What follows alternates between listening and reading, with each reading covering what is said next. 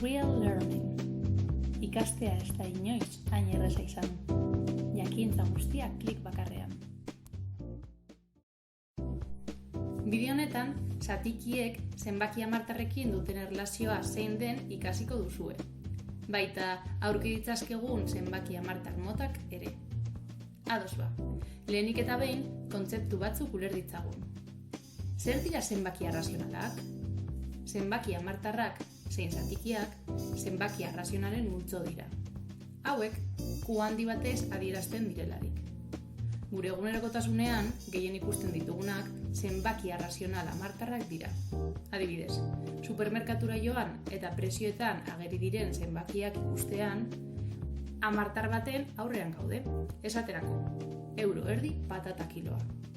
Edo lata batek duen edukiera konprobatzean, zenbaki hamartar baten aurrean gaude. Adibidez, 0,350 zentilitro. Begien bistakoa baldin bada ere, hamartarrek zein forma duten azaltzea inoiz ez dago soberan. Hamartarrak zenbaki ez oso baten zenbakizko adierazpena dira. Hau da, bi partez osatuta daude. Parte osoa, zenbaki osoei dagokiena, 0 edo negatiboak izan daitezkenak ere, eta parte hamartarra, komaren eskuinean dagoena.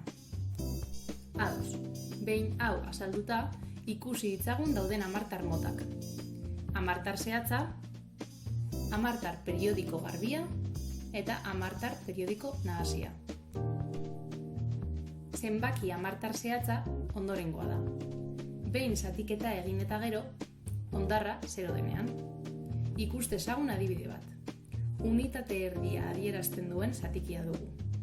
Bat, birekin zatitzen dugu eta hondarra 0 da. Hortaz, 0,5 zenbaki hamartarra zehatza da. Hamartar periodiko garbia ondorengoa da. Behin zatiketa egin eta gero, hondarra infinituki errepikatzen denean. Eta honek zatidura ere infinituki errepikatzea dakar. Ikus dezagun adibide bat. 7 bederatziren zatiki adierazpena dugu. 7 bederatzirekin zatitzen dugu.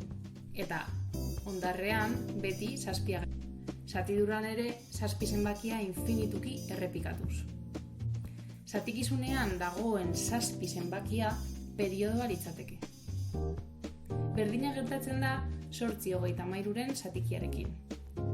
Ziurrenik zalantza duzue. Zer da periodoa? Komaren ostean errepikatzen diren zifra edo zifrak dira. Hamartar hauei periodiko garbi deitzen diegu. Tarte periodikoa berehala koma eta gero hasten baita. Azkenik, eta bukatzeko, hamartar periodiko nahasiak ditugu. Hauetan, zatiketa egin ostean, zatiduran, tarte periodikoa ez da koma eta gero berehala hasten. Ikusi dezagun adibide bat. 5 hamalauren zatikia izanik, 5 hamalaurekin zatitzen badugu, zatidura 0,3 5 zazpi bat lau bi sortzi, 5 zazpi bat lau bi sortzi da. Hau da, tarte periodikoa ez da berehala koma eta gero hasten. Ondo ulertu duzuela ziurtatzeko, errepasatxo txiki bat egingo dugu. Ea ba. Lehenik eta behin taldeak egingo ditugu. Hamartar zehatza. Hamartar periodiko garbia. Eta azkenik, hamartar periodiko nahasia.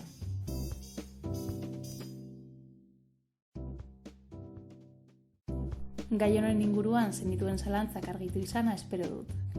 Parteka ezazu zure inguruko lagun, ikaskide edo gurasoekin, eta horrela haiek ere laguntza jaso dezakete.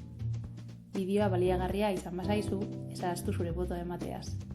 Hurrengo orduetan argitaratuko ditudan bideoen berri izateko harpidetu egin zaitezke.